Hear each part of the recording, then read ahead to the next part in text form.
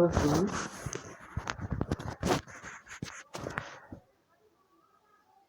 हम लोग 1.1 और 1.2 एक्सरसाइज कर चुके हैं।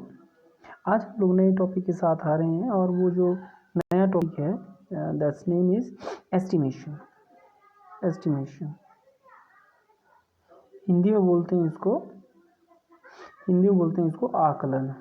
ठीक है, अब आकलन क्या होता है, थोड़ा जैसा हम लोग अपनी व्यवहारिक ज़िंदगी की ओर नज़र मारते हैं कि आकलन क्या होता है।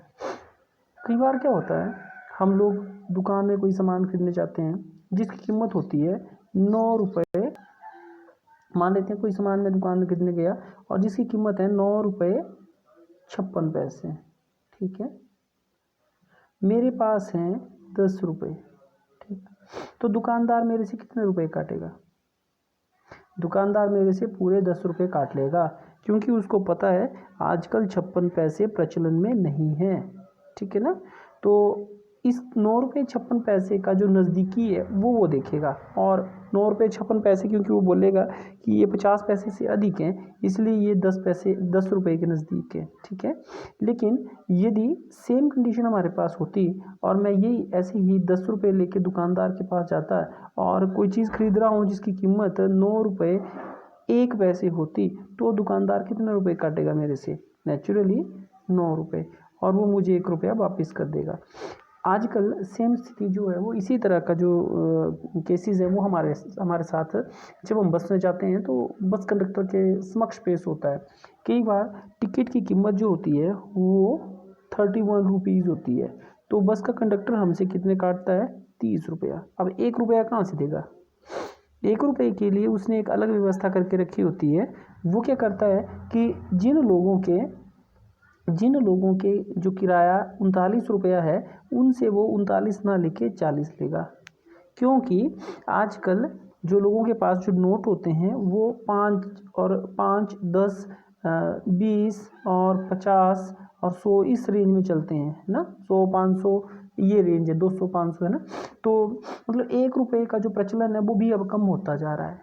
इस दशा में बस कंडक्टर लोग अक्सर इस सिचुएशन का उपयोग करते हैं।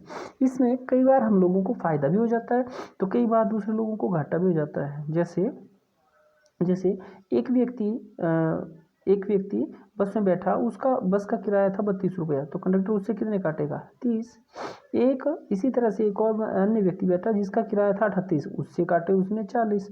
तो अब यहाँ से इस वाले सवारी से उसने 2 रुपये फालतू लिए जो उसने इसके लिए कंपनसेट कर दिए। ठीक है, ये जो प्रोसीजर है जिसमें हम लोग नियरेस्ट 10 में जा रहे हैं, हम लोग 10-10 की गिनती में जा रहे हैं, जैसे या 30 ले रहा है या तो 40 ले रहा है, तो इस तरह की जो व्यवस्था होती है उसको हम लोग बोलते हैं एस्टिमेशन, या हिंदी में आकलन। ठीक है, ये आपकी बुक में है लिखा हुआ एस्टिमेशन के बारे में।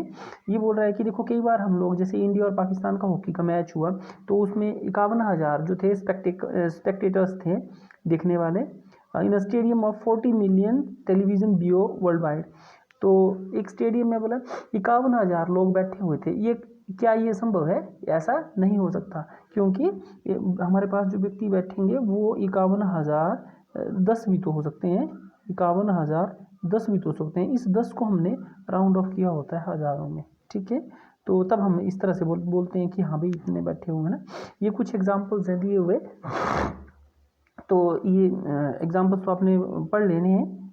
जैसे ये लिखना चाहें तो आप लिख भी सकते हैं इनको अपनी कॉपी में। कुछ मैंने आपको भी बता ही दिया, जैसे बस कंडक्टर वाला जो व्यवहारिक ज़िंदगी में हमारे साथ इसका आकलन का एक जो है वो प्रस्तुत होता है। कई बार हमारे साथ बेटा इस तरह से जब हम आपको मार्क्स देते हैं तब भी इस तरह की स्थिति उत्पन्न हो जाती है। हमारे पास होने के लिए मार्क्स चाहिए होते हैं 12। ठीक, कोई बच्चे जो 11 नंबर लेके बैठे हैं उनको हम 1 नंबर अतिरिक्त दे देते हैं, भाई चलो हाँ 12 पहुँच गया है ना। ये भी एक आकलन नहीं है। कईयों को 10 मिले वो भी 12 में पहुँच जाएंगे, लेकिन जो बंदा 8 पे बैठा है उसको वहीं रहने देते हैं। ठीक है, ये जिसके 13 नंबर है इसको हम 13 पे ही रहने देंगे। ठीक है ना, तो देखिए आप 10 नंबर वाले का 12 बना दिया, 11 का भी 12 बना दिया हमने। क्यों? क्योंकि वो 12 के क्या थे? नज़दीक थे। तो नज़दीक वाला केस देखिए कि estimation to the nearest tens by rounding off. अब हो क्या रहा है, 259 से गिनती लिख रहे हैं 271 तक, और आपसे पूछ रहे हैं कि बताइए ये 261 जो है वो किसके नज़दीक है? 260 260 के, ये 270 के, नेचुरली 260 के।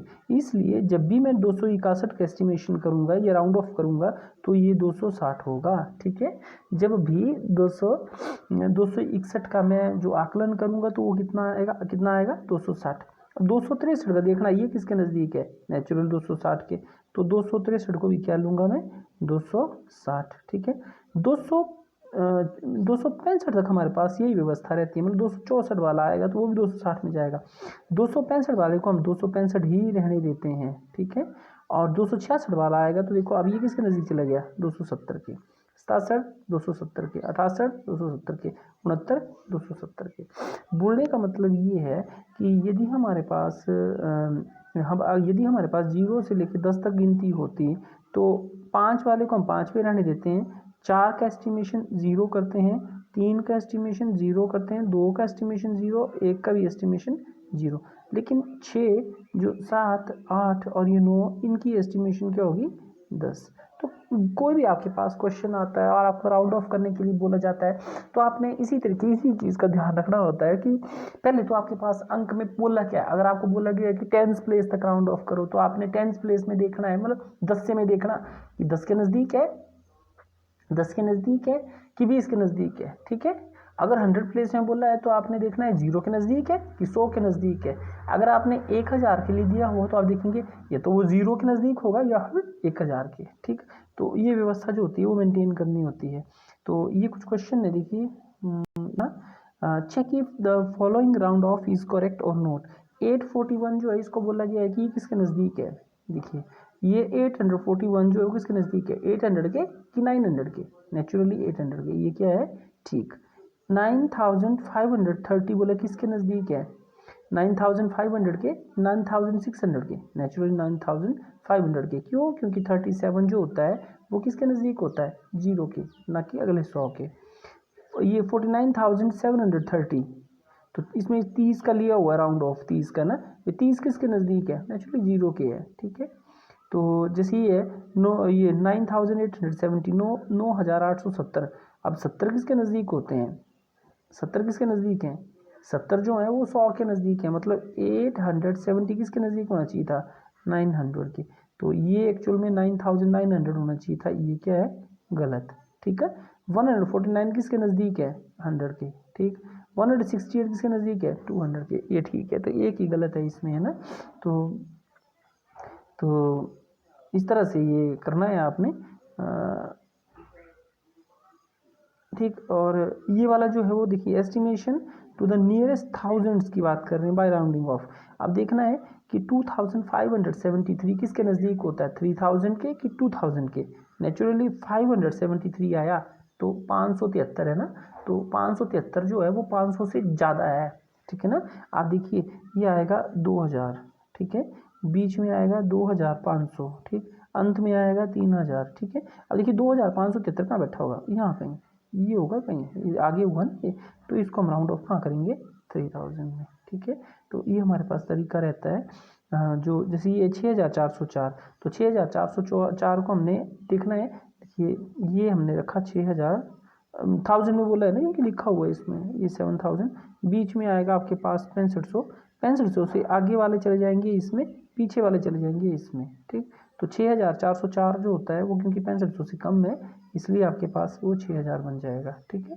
तो इनको समझना है बेटा आपने, जितना मैंने कराया है वो उतना आपने कर लेना। अगर ये बात आपको समझ में आ गई तो समझाना आपका काम जो है वो काफ़ी हद तक हो गया। कल हम देखेंगे कि एस्टिमेशन का प्रयोग करके कैसे संख्याओं को जोड़ा जाता है, कैसे घटाया जाता है और कैसे उनकी जो है वो मल्टीप्लिकेशन की जाती है, ठीक है। Till then bye.